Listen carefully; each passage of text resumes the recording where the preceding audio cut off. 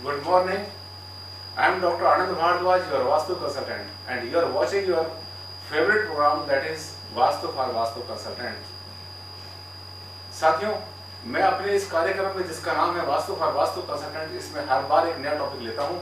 एक ऐसा टॉपिक जो कि किसी भी इंटरनेट पर या किसी भी बुक्स में मिलना थोड़ा सा मुश्किल है।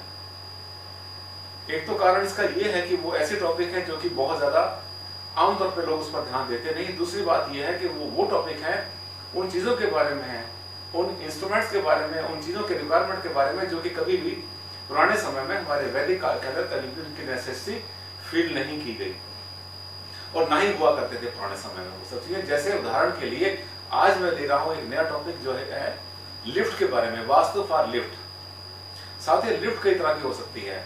आज के जमाने में किस तरह की लिफ्ट आप लगा रहे हैं, किस दिशा में लगा रहे हैं, किस पर्पज से लगा रहे हैं, इस सबको जानना बहुत जरूरी है लिफ्ट लगाने से पहले।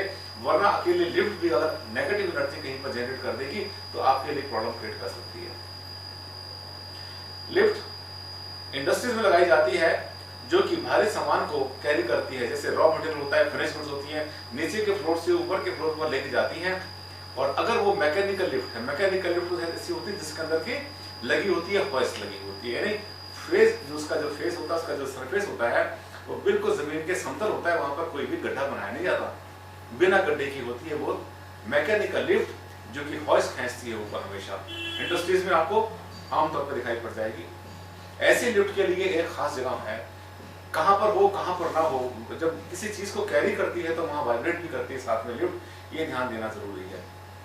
दूसरी लिफ्ट होती है जिसको बोलते हैं पैसेंजर लिफ्ट। जो पैसेंजर लिफ्ट होती है आमतौर पर जो पुराने समय से बनती चली आई है, पिछले 10, 20, 30 साल से, जब से लिफ्ट का प्रचलन शुरू हुआ इंडिया में या वर्ल्ड में, तो एक गड्ढा बनाया जाता है 4 फुट का, 3 फुट का, 5 फुट का, उसमें लगाए जाते हैं स्प्रिंग, और स्प्रिंग के ऊपर जो है फिर लिफ्ट आकर रेस्ट करती है, उसके शॉक को एब्जॉर्ब करती है, उसको बोलते हैं पैसेंजर लिफ्ट। आमतौर पे आपने देखिए जो यूज करते हैं आप किसी अपार्टमेंट में, हॉस्पिटल्स में, किसी बड़ी बड़ी बिल्डिंग में, वही लिफ्ट होती है मोस्टली। उनकी दिशा को ध्यान देना बहुत जरूरी है क्योंकि उसके नीचे होता है गड्ढा।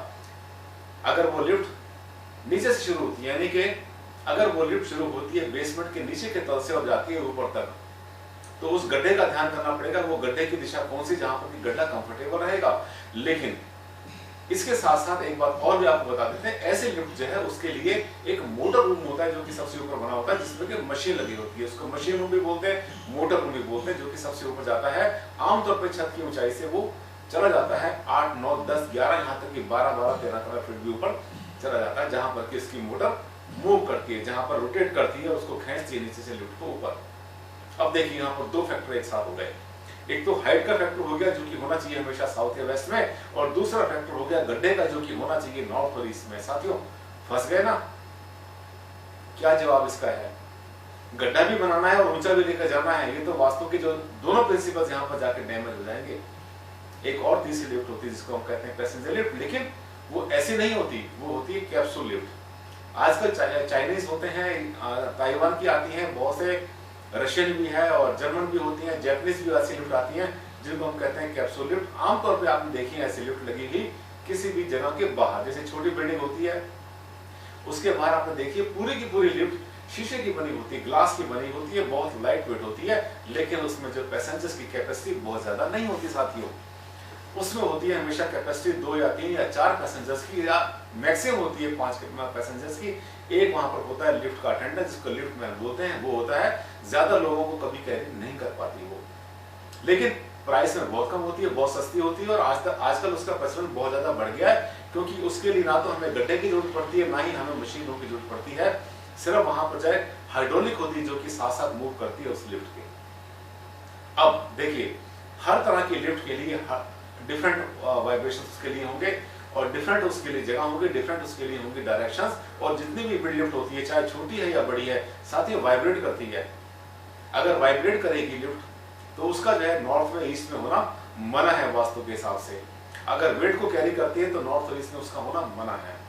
तो जब भी आपने कभी लिफ्ट लगानी है तो साथ ही ध्यान देना है कि ऐसी लिफ्ट जो भी वाइब्रेट करने वाली होती है कभी भी भूलकर नॉर्थ ईस्ट के कोने में ना लगाएं। लोग लगा लेते हैं, वो सोचते हैं कि अगर नॉर्थ ईस्ट के कोने में अपनी लिफ्ट लगाएंगे तो हमारे मकान को या हमारे जो ऊपर के हमारे लेवल्स हैं जैसे कि सेकंड, थर्ड, फोर्थ, यहाँ तक कि बहुत बहुत ऊंची ऊंची बिल्डिंग होती हैं और ऊपर जो है पेंट हाउस बने होते हैं, उसके ऊपर पेंट हाउस। तो जो ऊपर की बिल्डिंग्स होती हैं वहां पर जाने के लिए वो नॉर्थ ईस्ट में लिफ्ट को लगा देते हैं। बहुत बार वास्तु वाले भी कह देते हैं सर इसको नॉर्थ ईस्ट में लगा लो, जिससे कि आपकी लिफ्ट खुलेगी हमेशा आपके भवन के, आपके फ्लैट के नॉर्थ ईस्ट वाले कोने के ऊपर। ठीक है, लिफ्ट तो आपने लगा ली, लेकिन यहाँ पर आपने दो गलतियां कर दी। नंबर 1, आपकी सीढ़ी बनाने की मजबूरी हो जाएगी आपकी सीढ़ी भी कि वो जो है नॉर्थ ईस्ट में बने। अगर नॉर्थ ईस्ट में सीढ़ी बनेगी और लिफ्ट के साथ बनेगी तो वो सीढ़ी गलत हो जाएगी। अगर साउथ वेस्ट में लेके जाते हैं तो जो ऊपर के आपके जो है जितने भी फ्लोर्स हैं वो सब खुलेंगे साउथ वेस्ट में, वहां पर आपका वास्तु डैमेज हो जाएगा। तो साथियों, लिफ्ट को लगाने से पहले बहुत सी बातों का जानना जरूरी है। ऐसे ही कहीं पर लिफ्ट खड़ा कर देना बिना किसी बात को सोचे समझे अच्छा नहीं रहता वास्तु के हिसाब से। और आपको पता है कि वास्तु में जो है जब कोई चीज नेगेटिव होती है तो उसकी नेगेटिविटी बहुत बार आपकी लाइफ के ऊपर बहुत बड़ा असर डाल सकती है। आप नोट करें, जैसे मैंने आपको बताया कि सबसे पहले नॉर्थ ईस्ट में कभी भी ऐसी कोई लिफ्ट ना लगाएं जो कि वाइब्रेट करती है, नंबर 1। नंबर 2, कोई भी ऐसी लिफ्ट साउथ और वेस्ट में ना लगाएं जिसमें कि आपको गड्ढा बनाना पड़ता है, क्योंकि गड्ढा अगर वहां पर आपने बना दिया साउथ में या वेस्ट में, एंटायर साउथ एंटायर वेस्ट में अगर आपने गड्ढा बना दिया तो वो गड्ढा जो है नॉर्थ ईस्ट से गहरा हो जाएगा और साउथ में और वेस्ट में कभी भी नॉर्थ ईस्ट से गहरा नहीं होना चाहिए।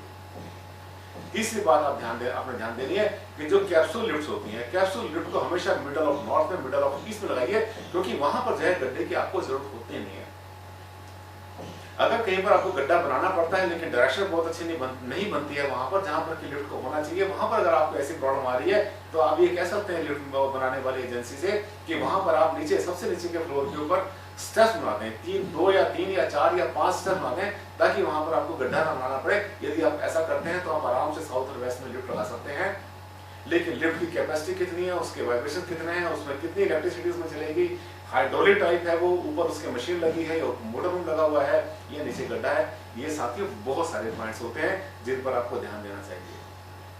यूं तो मैंने आपको सब कुछ एक्सप्लेन कर दिया, पर फिर भी जब भी आपने कभी कोई लिफ्ट लगानी है तो कम से कम एक एक्सपर्ट, ऐसा एक्सपर्ट जो कि इसके बारे में, वास्तु और लिफ्ट के बारे में बहुत अच्छी नॉलेज रखता हो, उसको जरूर बुलाइए।